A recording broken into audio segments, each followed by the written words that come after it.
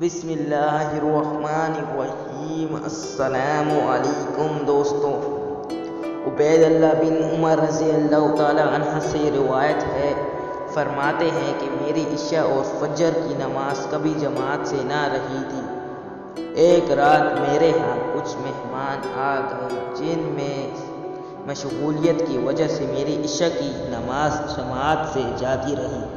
چنانچہ میں نکلا کہ شاید عشاء کی نماز جماعت بصرہ کی کسی مسجد میں مل جائے، لیکن تمام لوگ نماز پڑھ کر فارغ ہو چکے تھے اور مساجد بند ہو چکی تھی۔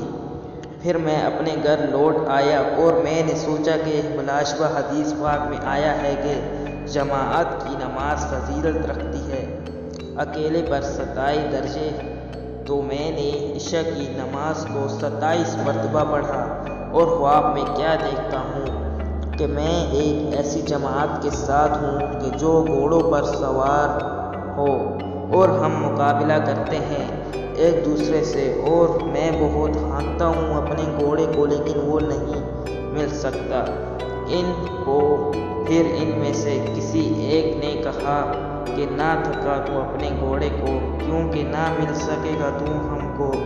میں نے کہا کیا وجہ ہے؟ اس نے کہا اس لیے کہ ہم نے عشاء کی نماز جماعت سے پڑھی اور تو نے نہیں، اس لیے تو ہم میں سے نہیں مل سکے گا۔ اگر آپ کو یہ ویڈیو پسند آئی تو ہمارے چینل کو سبسکرائب کیجیے۔